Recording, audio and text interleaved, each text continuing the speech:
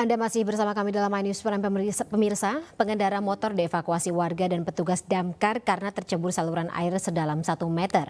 Diduga korban belum mahir mengendarai motor.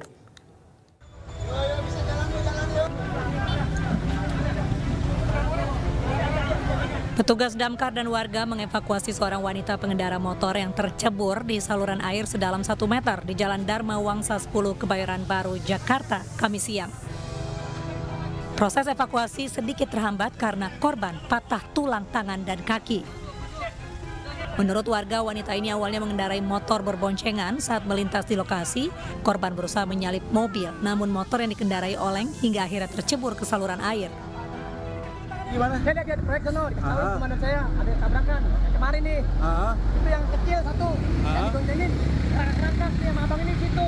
Pas saya lihat di kolong ada orang. Oh, dia bawa motor, ibu-ibu itu tuh? Motor, dia bawa.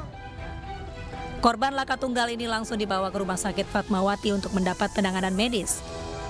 Akibat peristiwa ini, arus lalu lintas di sekitar lokasi sempat tersendat.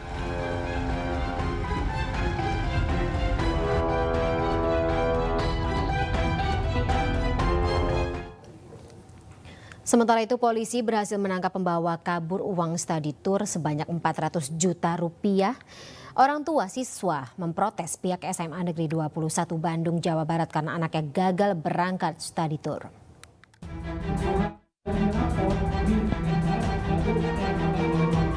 Inilah video yang viral di media sosial saat ratusan siswa dan orang tua siswa protes terhadap pihak SMA Negeri 21 Bandung. Uang yang telah terkumpul dari ratusan siswa justru dibawa kabur oleh oknum perantara travel sehingga study tour dibatalkan. Kekecewaan pun dirasakan oleh para siswa yang rencananya akan berangkat ke Yogyakarta Rabu kemarin. Padahal seluruh siswa sudah melunasi pembayaran sebesar Rp1.300.000. Namun 1 hari jelang keberangkatan, pihak travel memberi kabar bahwa uang yang dibayarkan pihak sekolah sebesar Rp368 juta dibawa kabur oleh oknum travel. Solusi ini kita langsung mengundang orang tua untuk bisa hadir ke sekolah untuk rapat dengan orang tua itu pada hari Rabu, dan alhamdulillah dari rapat itu saya sampaikan bahwa siswa akan tetap diberangkatkan. Siswa akan tetap diberangkatkan. Pada saat rapat orang tua itu belum pasti tanggal siswa berangkat tanggal berapa. Pihak sekolah melaporkan penipuan ini ke Polsek setempat. Kami baru mendapat laporan dari Kapolsek Buah Batu. Kemarin hari Rabu kemarin pukul 11 malam telah diamankan TSK atas nama ICL. Ya, ICL. Dugaan tersangka kasus penipuan atau penggelapan uang travel yang direncanakan untuk kegiatan traveling anak SMA Negeri 21. Pelaku sudah ditahan di Mapol Restabes Bandung.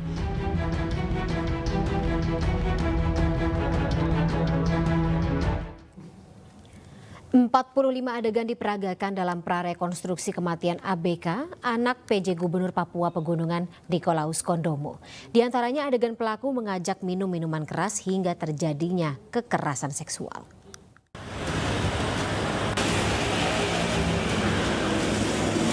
Unit PPA Polrestabes Semarang menggelar prarekonstruksi kasus tewasnya ABK 16 tahun putri penjabat Gubernur Papua Pegunungan Nikolaus Kondomo.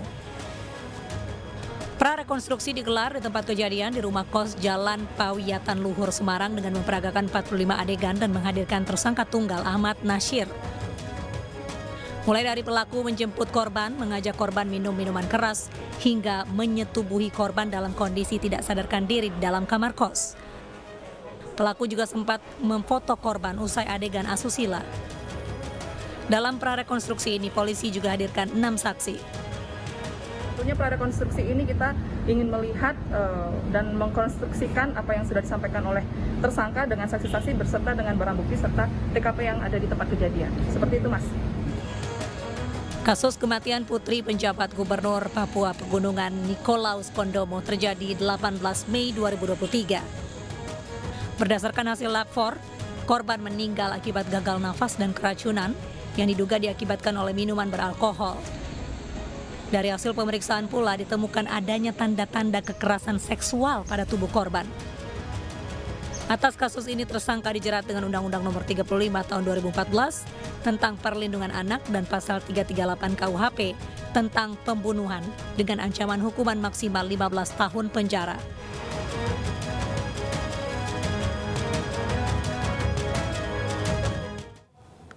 Kita beralih ke informasi lainnya pemirsa, memperingati hari jadinya yang ke-15 majalah High End kembali menggelar Indonesia's Beautiful Women 2023 digelar di Park Hyatt, Jakarta.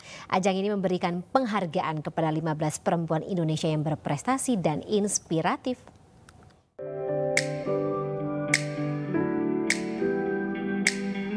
Lima 15 perempuan Indonesia yang inspiratif dan berprestasi diberi penghargaan dalam Indonesia's Beautiful Women 2023. Ajang yang digelar majalah High End dalam peringatan ulang tahun ke-15-nya ini mengangkat tema Women Impact Women. Eksekutif Chairwoman MNC Group, Liliana Tanusudibyo, mengajak perempuan Indonesia untuk terus berkarya dan menginspirasi banyak orang dalam hidup bermasyarakat. Para perempuan Indonesia jangan pernah berhenti untuk berkarya, untuk selalu mengembangkan apa potensi yang ada dari dirinya, sehingga dapat mempunyai dampak yang besar dan dapat ikut membangun bangsa dan negara yang kita cintai. Di antara 15 perempuan yang terpilih, 2 diantaranya adalah artis ternama tanah air, yaitu Nikta Gina dan Mahalini. Yang pasti tetap menjadi diri sendiri dan bisa menempatkan diri dalam situasi apapun sih. Value dan harus selalu tetap belajar. Karena kalau kita nggak belajar, kita nggak akan pernah bisa mencapai dan kita nggak akan pernah tahu rasanya gimana berproses. Tidak hanya cantik di luar, kecantikan para perempuan Indonesia juga harus tercermin dari jiwa, pikiran yang positif dan inspiratif. Tim Liputan iNews melaporkan. Kita beralih ke informasi lainnya pemirsa. Menteri Pekerjaan Umum dan Perumahan Rakyat atau PUPR Basuki Hadi Mulyono mengungkapkan akan memulai pengerjaan jalan rusak di Lampung pada bulan Juli mendatang.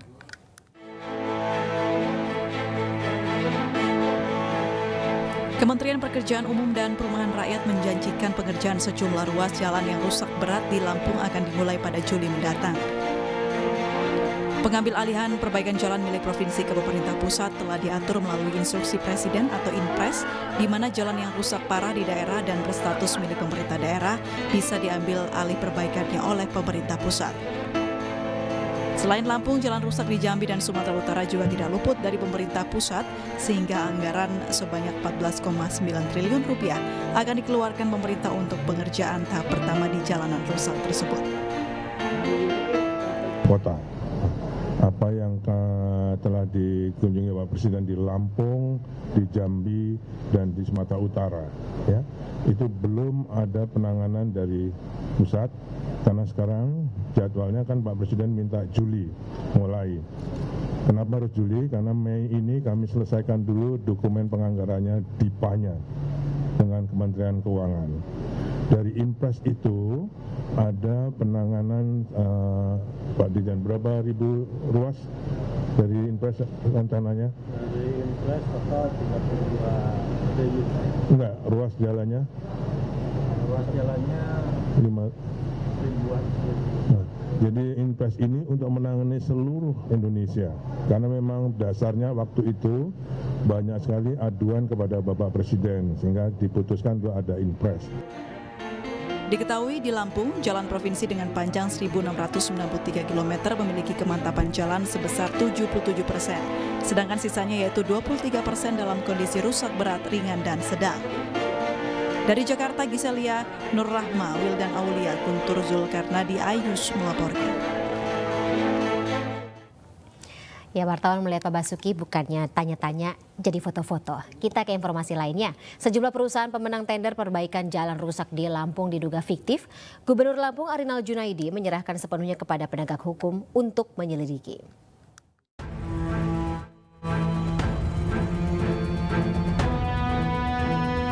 Sejumlah rumah warga menjadi alamat fiktif perusahaan pemenang tender proyek perbaikan jalan yang bernilai hingga puluhan miliar rupiah. Dalam situs layanan pengadaan secara elektronik LPSE Provinsi Lampung, CV Gunung Emas Rajabasa memenangkan tender rekonstruksi jalan ruas Tajab Adijaya di Kabupaten Waikanan tahun 2023. Dalam situs LPSE, proyek tersebut memiliki pagu anggaran sebesar 5,7 miliar rupiah, sementara harga negosiasi dari proyek tersebut tercantum senilai lebih dari 4 miliar rupiah.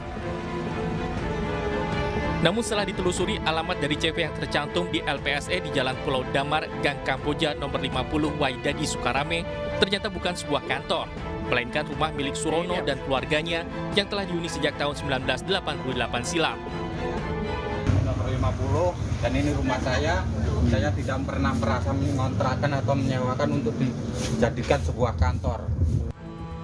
Tak hanya CV Gunung Emas Rajabasa yang menggunakan alamat fiktif, CV Bagas Adi Perkasa atau BAP yang memenangkan tender rekonstruksi ruas jalan Metro Kota Gajah juga melakukan hal serupa.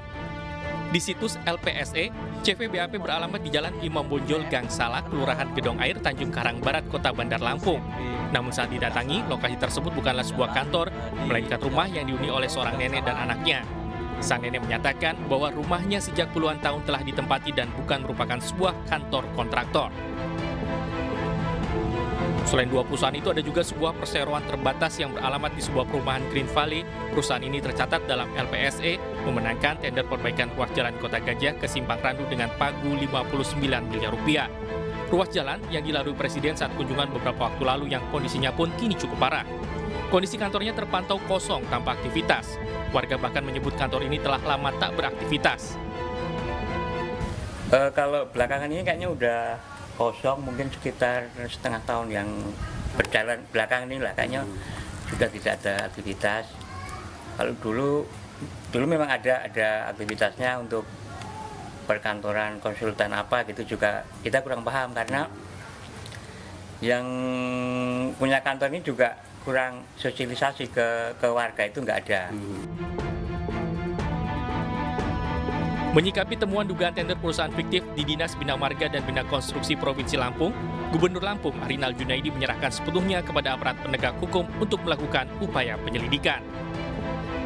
Itu kita sudah punya lembaga, namanya BPK, lembaganya kejaksaan, lembaganya kepolisian. Kalau ada hal-hal yang indikasi itu, jadi jangan kita mudah mendahului praduga tidak bersalah.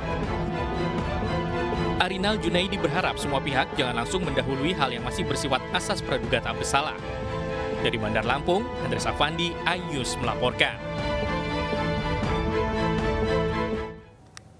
Ya, kerusakan jalan di Lampung ini sempat mencuri perhatian publik pemirsa beberapa waktu yang lalu. Bahkan Presiden Joko Widodo sendiri mendatangi lokasi dan menjajal jalanan yang rusak tersebut.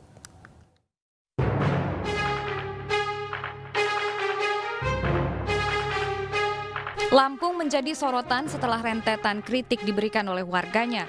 Di antaranya adalah kritikan yang dibuat oleh seorang pelajar asal Lampung, Bima Yudo Saputro. Kritikan ditujukan atas infrastruktur yang terbatas dan beberapa proyek mangkrak di kota ini. Warga Lampung protes jalanan tidak pernah mulus, padahal keberadaan jalan yang baik berpengaruh pada kemajuan ekonomi daerah. Pemerintah Provinsi Lampung beralasan perbaikan jalan terkendala anggaran belanja daerah yang terbatas, bahkan kurang untuk perbaikannya. Puncak dari ribut-ribut masalah jalan Lampung adalah saat Presiden Joko Widodo memutuskan menjajal langsung jalanan di wilayah ini. Dalam perjalanan, mobil dinas Presiden melintasi jalan yang rusak dan berlubang. Kendaraan Presiden juga tersendat hingga berbelok untuk menghindari lubang di Jalan Terusan Ria Kudu Lampung. Presiden akhirnya menegaskan jika pemerintah provinsi tidak sanggup memperbaiki jalan, maka perbaikan diambil alih pemerintah pusat. Tapi juga ingin melihat infrastruktur utamanya jalan, karena ini menjadi kunci. Biaya logistik itu sangat tergantung baik tidaknya infrastruktur yang kita miliki. Warga berharap pemerintah Provinsi Lampung dan pusat segera memperbaiki jalan rusak demi mendukung kemajuan ekonomi di wilayah mereka.